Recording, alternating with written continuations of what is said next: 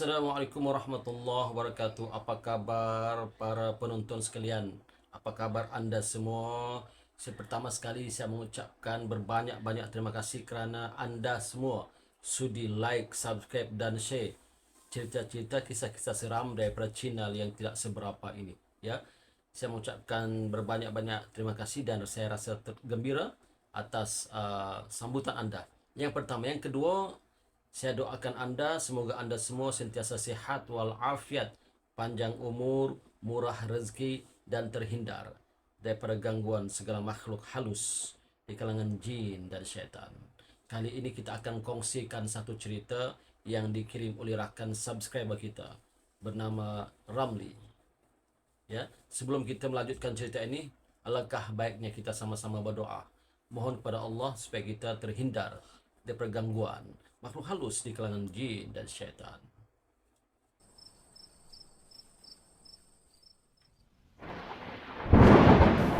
أعوذ بالله من الشيطان الرجيم وقل ربي أعوذ بك من همذات الشياطين وأعوذ بك ربي أن يحضرون. Dan katakanlah, wahai Tuhanku, aku berlindung kepadamu dari hasutan syaitan-syaitan, dan aku berlindung kepadamu, wahai Tuhanku, supaya syaitan-syaitan itu tidak menghampiriku. Kisah ini berlaku pada tahun 2018 yang lalu, iaitu Encik Ramli dan isterinya Rini dan dua orang anaknya perempuan, Mariam dan Nilam Sari. Ya, pendek cerita, pada hari kejadian mereka pulang itu, iaitu mereka pulang dah selesai solat jamak Zuhur dan Asar. Pada waktu Asar pukul 4:30 petang, ya, dah selesai lah.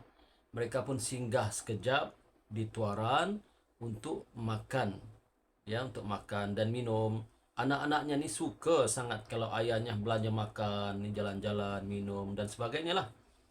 Kata ayahnya, Encik Ramli, kita lepas makan ni, minum, masing-masing pasang niat, ya, kita akan solat jamak qasar.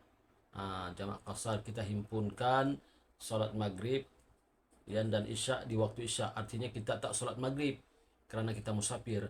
Nanti kalau kita berjalan balik jumpa mana-mana surau atau masjid, ya, yang berdekatan ataupun yang yang sempat kita singgah, kita akan singgah, ya. Jadi anak-anak, isteriku katanya, ingatkan abang, mana tahu kamu nampaklah satu tempat yang selesa untuk kita solat sama-sama, ya, untuk solat jamak qasar. Selesai mereka makan di Tuara, mereka pun meneruskan perjalanan daripada Kota Kinabalu ke Sendakan. Lebih kurang jaraknya 350 km dengan berjalan melalui Gunung Kinabalu, ya.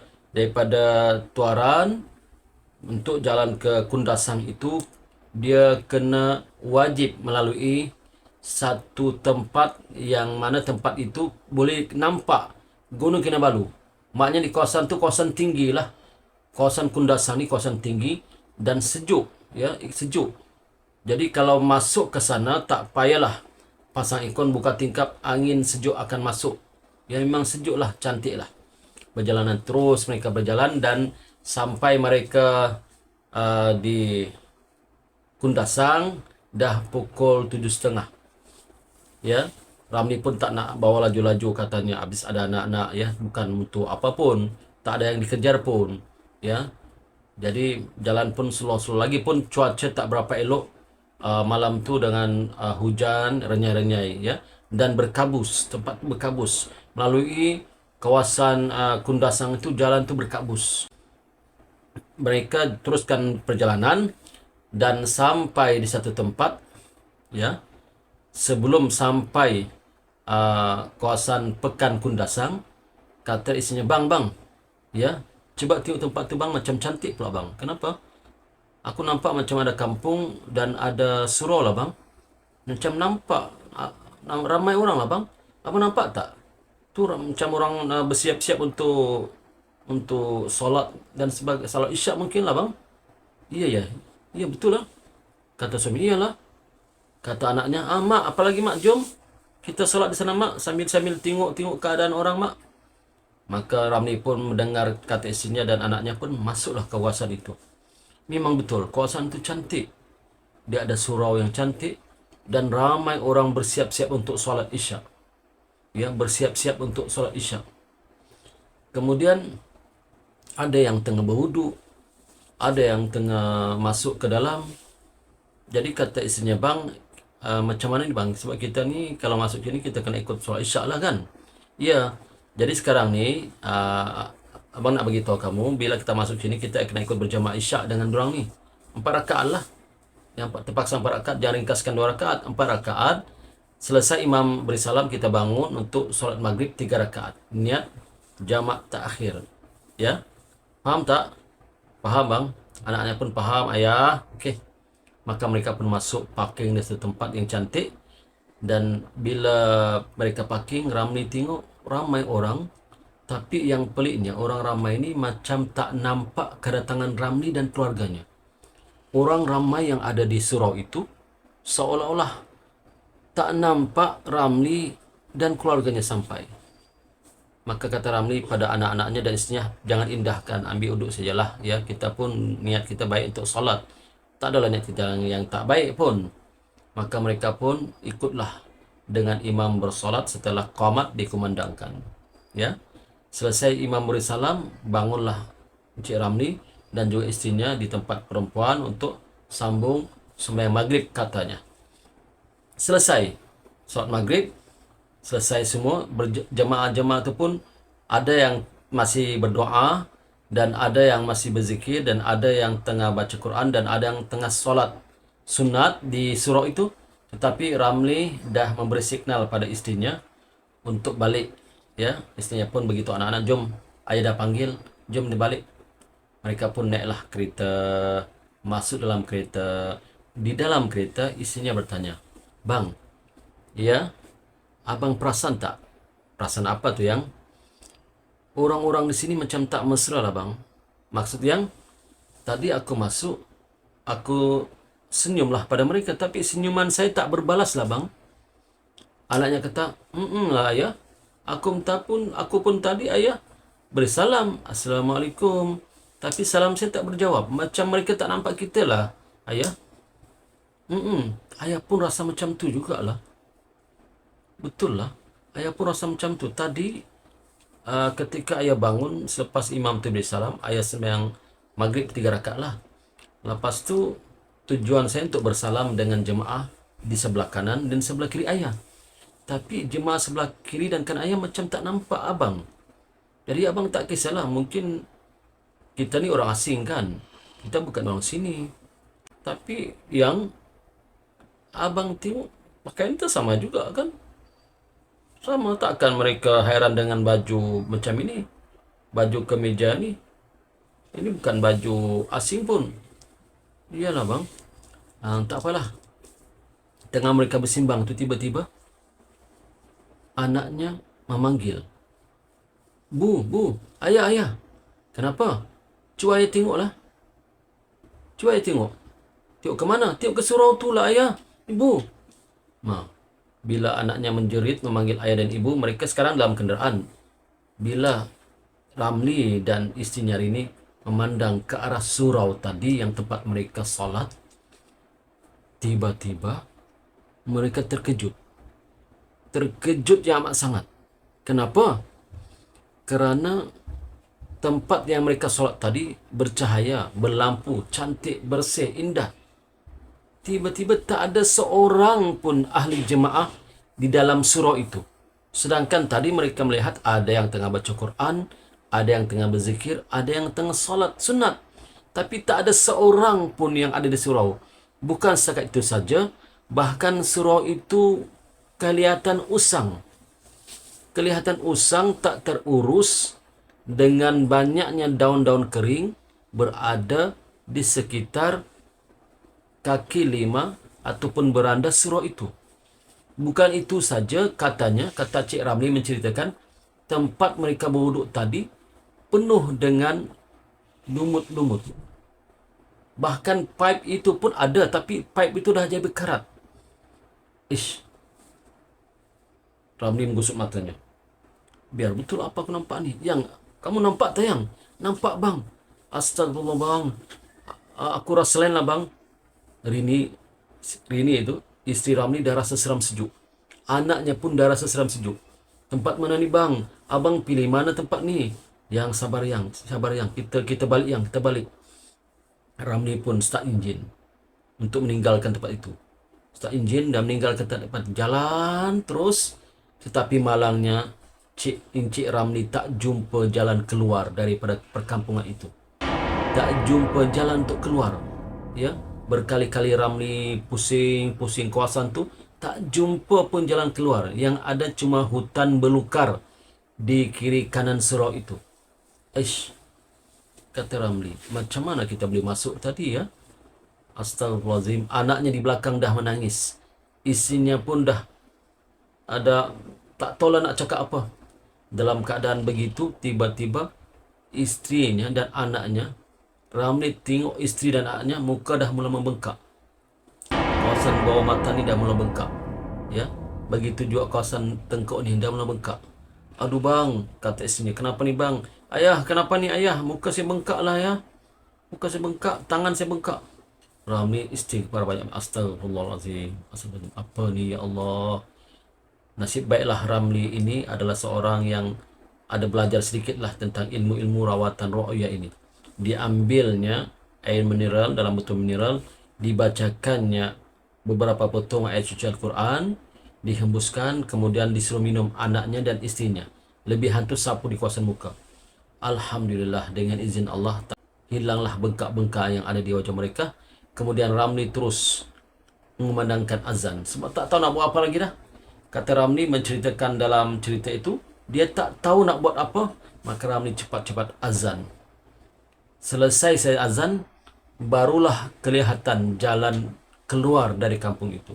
Masya Allah, kata Cik Ramli. Berapa minit mereka berpusing-pusing mencari jalan keluar, selepas azan barulah nampak jalan keluar di tempat itu. Bila mereka sampai ke jalan besar, sekali lagi mereka anak beranak ya memandang ke tempat mereka masuk tadi. Betapa terkejutnya mereka. Rupa-rupanya tempat mereka masuk tadi itu adalah kawasan belukar. Memang ada pun surau di situ, tapi surau itu telah usang, keadaan yang dah usang. Tetapi tak ada pun jalan ke situ. Yang peliknya, kata Cik Ramli, bagaimana mereka boleh masuk? Masya Allah, kata Cik Ramli. Barangkali apa yang aku lihat tadi adalah satu alam lain, bukan alam dunia nyata, tapi alam lain.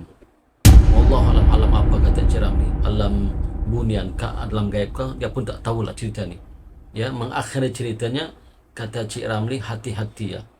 Bila kita bermusafir di waktu malam, ya, kalau kita terjumpa benda-benda yang pelik, istighfar banyak-banyak, kata Cik Ramli, berdoa banyak-banyak supaya terhindar daripada gangguan-gangguan seumpama ini. Alhamdulillah Cik Ramli bersyukur banyak-banyak kerana mereka anak beranak taklah terjadi apa-apa yang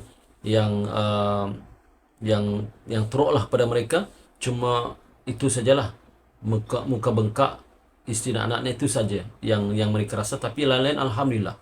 Dan peristiwa ini, kata Cik Ramli, tak dapat dia lupakan hingga ke hari ini. Tak dapat dia lupakan. Ini adalah kisah yang pertama. Kisah yang kedua adalah cerita seorang driver taksi. Driver taksi ini satu masa dia membawa penumpang waktu malam. Ya, membawa penumpang waktu malam di kawasan Ranau pergi ke Telupit. Kerana penumpang ini ingin tumpang ke Telupit, ya, naik taksinya. Okey, dia kata tak ada masalah, bolehlah. Yang penting bayaran tu kenalah, tepatlah kan. Okey, kata penumpang itu. Tapi penumpang ni orang baik, alhamdulillah. Ya, orang saleh lah, kata pencerita ini, ya, driver taksi ini yang tak mahu disebut namanya. Katanya nampak macam orang baik, orang saleh. Sampai di perjalanan di antara Ranau dan Telupit, kata yang orang penumpang yang soleh itu, katanya begini ya, di depan tu ada masjid, ya kita singgah sebentar untuk solat. Kata deriba taksi itu, boleh jugalah. Okey, boleh. Saya pun nak solat. Jumlah solat sama-sama, kata deriba taksi kepada penumpang yang dia nampak soleh. Sesampai mereka di kawasan masjid, memang betul-betul masjid, tapi masjid ini berada di kawasan bukit dan jarang-jarang pengunjung yang ada. Tapi bersih lah, bersih, kemas, cantik, tapi sunyi. Lagipun pada waktu itu dah malam, pukul 9:30 malam juga, ya. Jadi memanglah orang-orang jemaah pun dah semua dah balik ke rumah masing-masing lah katanya. Bila driver taksi ini parking di depan masjid itu, ya, untuk turun menunaikan solat, dia pun persilakanlah penumpangnya untuk keluar dululah. Jadi kata driver taksi, "Encik," driver taksi pun pusing belakang. Bila driver taksi tengok penumpang yang tadi tumpang daripada arah Ranau untuk ke Telopit sudah tidak ada. Heran pula driver taksi ni. Mana orang ni? Encik, kata driver taksi, mungkin dah keluar dulu, dah solat dulu mungkinlah. Maka driver taksi pun keluar driver taksi. Dia pun masuk masjid. Bila masuk masjid, dia carilah penumpangnya tadi. Tak nampak juga. Dia pusing keliling masjid, tak jumpa. Kemudian dia tengoklah di kawasan tandas masjid. Barangkali dalam tandas, kalau tandas itu terkunci dari dalam, kemudian ada bunyi-bunyi air, bermakna petandanya adalah penumpang tu di situ, ya, dalam tandas. Tapi bila dia pergi ke tandas, sama juga, tandas kosong dan terbuka, tak ada orang. Pelik juga. Kata dia bertaksi, siapa pula yang tumpang aku ni, ya? Tapi tak apalah, kata dia bertaksi, aku solat dululah. Kebetulan aku pun belum solat. Ketika dia solat, dia pun angkat takbir, Allahu Akbar, dan dia pun bacalah surah Al-Fatihah. Bila dia baca surah Al-Fatihah, waktu amin itu, waladdallin, amin, tiba-tiba terdengar suara orang mengaminkan ramai di masjid itu. Kata driver taksi, aku sembahyang seorang, siapa pula emang amin? Macam kata driver taksi menceritakan seperti seolah-olah hari Jumaat lah, ramai orang mengaminkan, amin. Meremang bulu roma driver taksi, seram-seram sejuk. Tengkuknya pun meremang, bulu tengkuknya katanya lah meremang. Daripada tadi perlahan-lahan dia solat, dipercepatkannya solatnya tu sampai dia memberi salam, Assalamualaikum warahmatullahi, Assalamualaikum warahmatullahi. Selesai salam, dia pun pandang ke belakang, tak ada orang langsung yang ikut sembahyang dengan dia.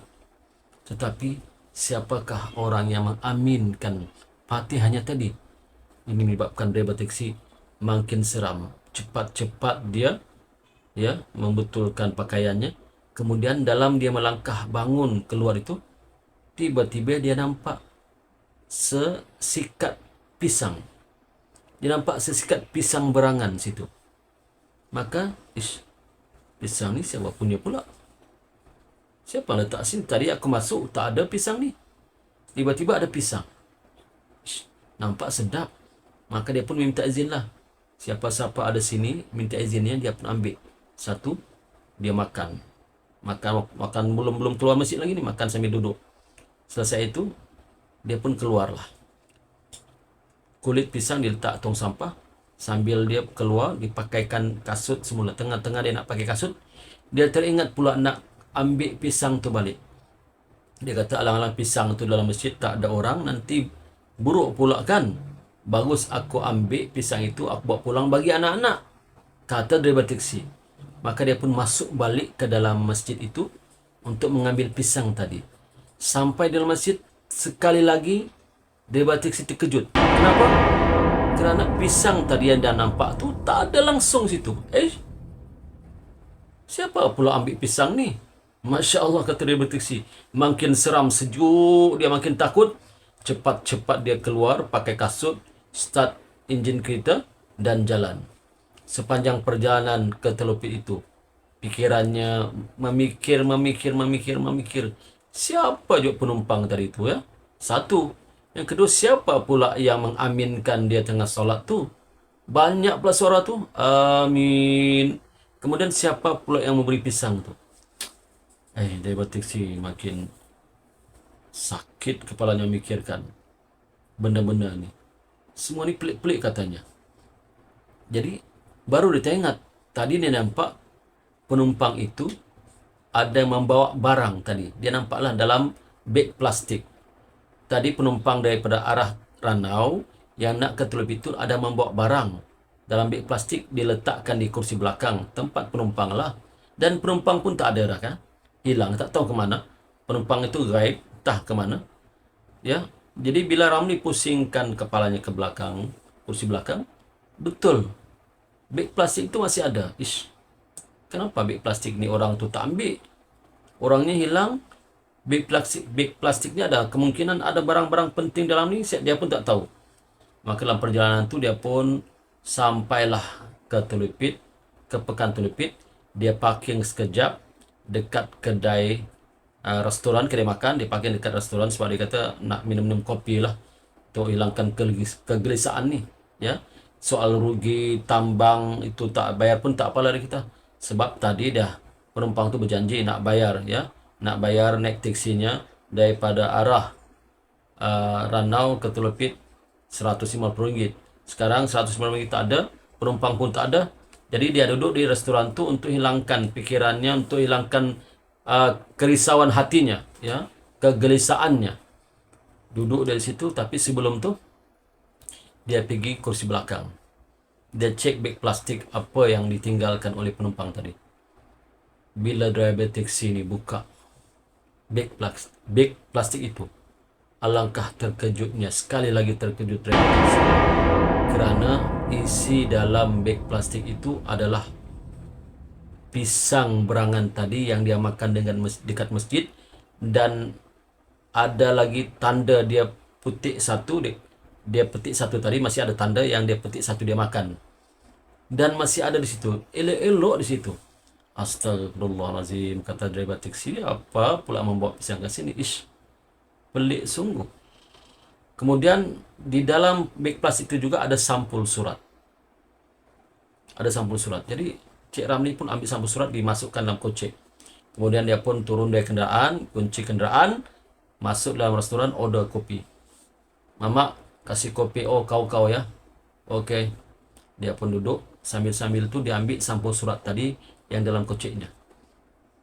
Bila dia buka sampul surat tu, kelihatan di dalam tu, alhamdulillah katanya, syukur pada Allah, RM150. Duit tunai RM150 dalam sampul surat itu. Betul-betul lah, ya. Orang penumpang tadi itu betul-betul orang soleh juga lah, orang jujur. Ya, walaupun dia tak tumpang kenderaanku, menghilang begitu saja, dia bayar juga lah RM150. Sampai sekarang kata driver taksi, dia tak tahu siapakah penumpang itu. Macam-macam cerita dia alami dalam perjalanannya daripada Ranau ke Telipit, bertemu dengan penumpang yang misteri. Kemudian pisang berangan yang dah dia makan satu dalam masjid, bila dia ambil hilang. Kemudian bila pula dia tengok dalam keretanya pula pisang tu. Subhanallah. Kemungkinan kata driver taksi, barangkali orang itu menghadiahkannya pisang. Jadi dia ucapkan banyak-banyak terima kasih. Ya. Sekian para penonton sekalian. Itulah dua kisah seram yang sempat saya ceritakan dalam kisah seram kali ini. Moga-moga yang pertama sekali anda terhibur, ya, anda terhibur dengan cerita ini dan dapat ibrah ataupun pengajaran daripada cerita ini, ya. Moga-moga anda selamat di dunia dan selamat di akhirat. Sekian, bertemu lagi dalam kisah-kisah seram yang lain. Assalamualaikum warahmatullahi wabarakatuh.